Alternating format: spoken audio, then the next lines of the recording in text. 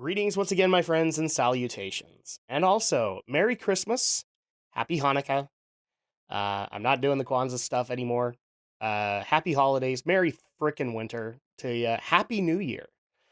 Even though I am getting this out a couple of days late, I at least, because of how our holidays kind of worked out, I wanted to at least give you a happy holidays video and show that we really do appreciate you guys. Um, Basically what happened why we didn't is my oldest daughter Aria got sick, which meant that my youngest got sick, which then meant that I got sick, as you guys can tell from the raspy voice that I'm still kind of recovering from.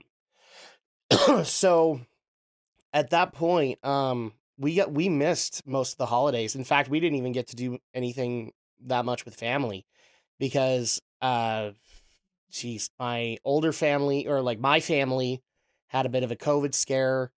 And so unfortunately we weren't able to get together, and that's really sad too, because we just barely had a funeral that we had to do. But people didn't want to take the risk, and I completely understand that, especially since a lot of people in my family are immune compromised. So it does make sense in a way. And then also Andrea's family, well, they kind of got sick because of us. They also had a little bit of a COVID scare, but thankfully it's kind of resolved itself, and it's probably from our girls. So yeah, it's been a rough holidays for 2021, but you know what? Given how 2021 has gone, I'm not really all that surprised. Looking back on 2021, I know a lot of people are doing lessons and things like that, and there really isn't too many lessons that I've learned from 2021 that I didn't already know. Thankfully, a lot of the tests and things like that I was doing for the channel worked out in 2021. But we did have a lot of issues with attendance with the podcast. It was a very inconsistent podcast year, and most of that is me. I have no problem saying it, because it's been very difficult balancing family and job and other prior commitments. So what normally, if I didn't have the job in there, it would have been probably like previous years, but the job really did kind of play into it. So, obviously, one of the things that I've learned on this is that my time is very valuable. And unfortunately, I have to rearrange how things work out. Does that mean I'm going to stop? No, not at all. I've just had to readjust my schedule to be able to make it work properly, and set priorities roughly. So, work is providing money. Money provides upgrades and things like that, as well as food for my kids. So that's got a priority to it. And so at that point, there might be, I've got a schedule update video that's also kind of adjust or address that. Um, Another big lesson that I've kind of learned is it's getting very difficult to be able to not. I pride myself on the podcast having the no politics rule, but unfortunately, fandom is like politics are leaking into fandom daily, and it's getting really frustrating and difficult to be able to keep politics out of it. We've always talked business politics. Business politics is just a part of it. It's the nature of the beast. So at that point, it makes sense to address that stuff. But um, we've kept politics very much out of a lot of the stuff that we've talked about when it comes to stories on the podcast. And I'm still figuring out how to address that, but it's definitely something that very much irritates me, because fandom is fandom and politics are politics, and they should be separate.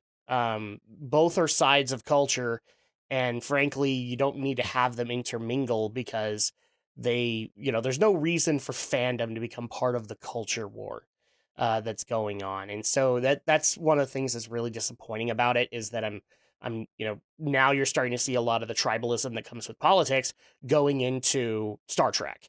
And even though we were already having to deal with woke bullshit in a lot of these fandoms, now we're having to deal with political crap seeping in there too. So it's definitely something that needs to be addressed and something that needs to be learned from. That we really do need to get that out of there, and fandom needs to just be that escapism, that thing that pulls us out of current events. Because we don't have to deal with current events all the time. Despite what your local and national politicians might say, if you're thinking about what's going on in current events literally 24/7, you're going to do is just run yourself into the ground. So at that point you need to have somewhere where you can detach. And that's what I try to do with the podcast.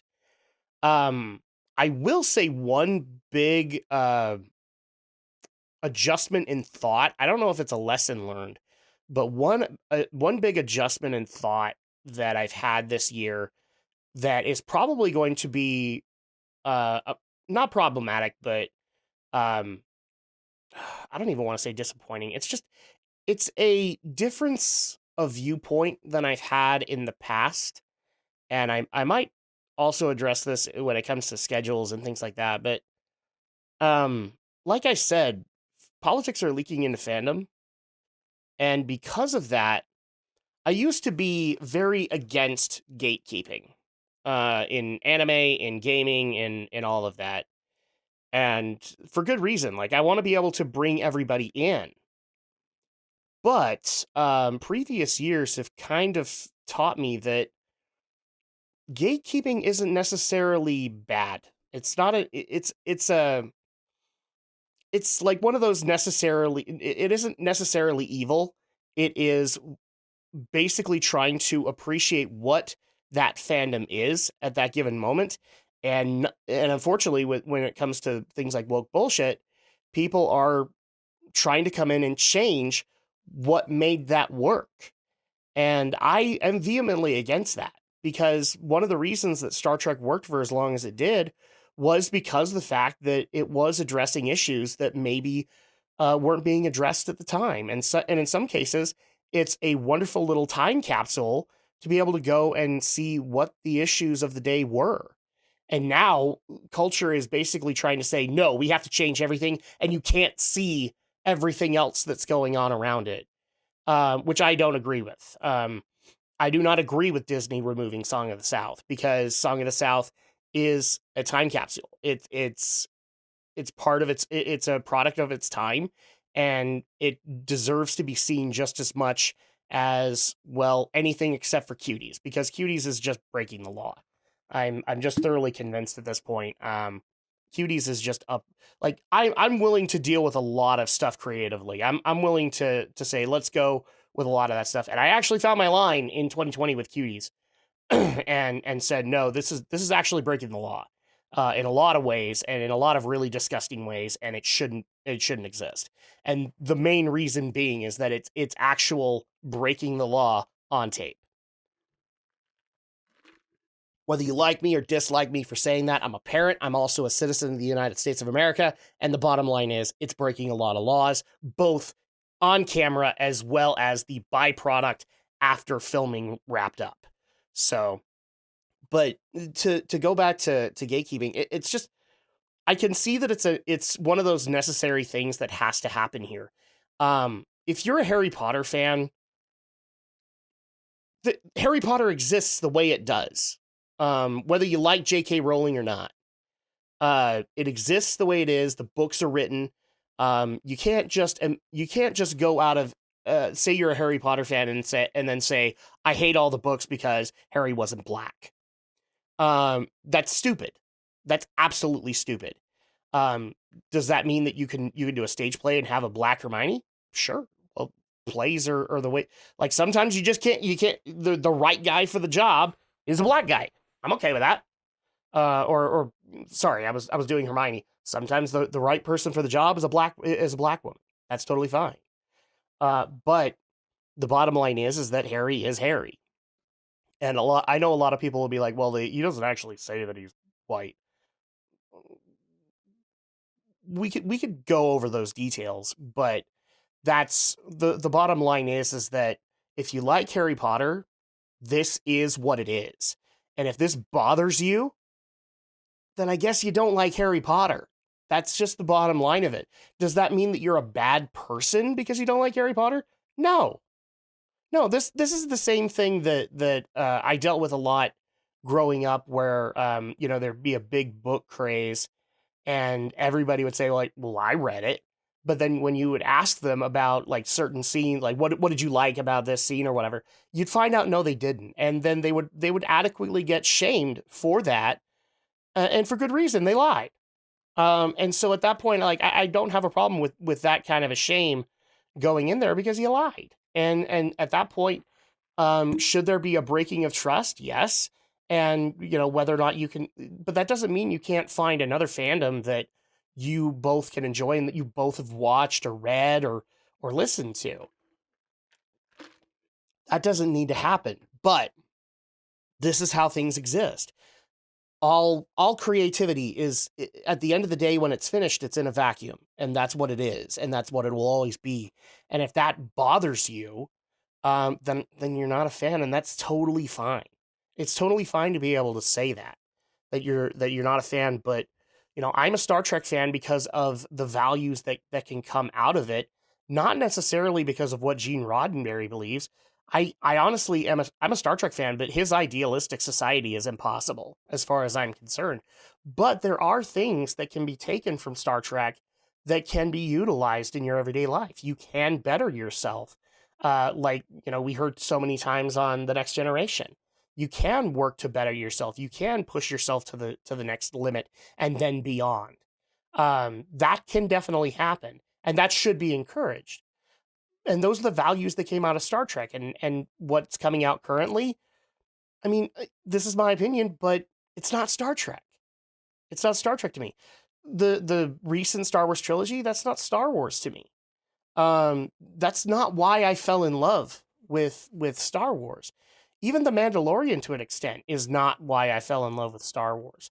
Anime has been going in some weird directions, and so what I'm ultimately trying to do, I'm not trying to be like super Puritan about this, but my viewpoint has kind of changed. I don't necessarily think the gatekeeping is bad, because it takes assholes who aren't fans, absolutely aren't fans, and are only interested in coming in and changing everything that makes it what it is. But that's what brought people there to begin with. And that's why people are, childhood fans of book franchise. Like, I'm a Lord of the Rings fan. That's why I'm a Lord of the Rings fan. Like, I don't give a shit about whether or not you think Frodo and Sam are gay, because you've missed the context of what the relationship is supposed to be, and what Tolkien imagined it to be. Um, so at that point, like, if you're just going to go in there and change everything because you don't like that elves aren't black, you miss the context there. And if really, honestly, if everything about you is whether or not your skin color is being represented, I would honestly say you need to go have a thorough look at yourself and see whether or not this is, because look, skin color can matter, but it doesn't need to matter as much as modern day society makes it out to be. Sexism isn't as prevalent as people want to say that it is. Racism isn't as prevalent as people want to say it is. And the funniest thing is, the ones that are saying that it's so prevalent are the ones doing racist and sexist and anti-trans and anti-gay things. That's the greatest irony of all of that. But yeah, I'm not meaning for this to be a preachy video, but I definitely have changed my viewpoint when it comes to gatekeeping. That it is something that does help from on occasion. It can be used badly, but it also is something that can be used for good in some cases. So that's definitely something that has changed, um, but not really a whole lot else, aside from just being able to do this and be able to keep a balance in my life is really what I learned from 2021, and what I hope you guys got from it as well. You guys, like, if your life was imbalanced, that you were able to find some way to be able to put it back in balance.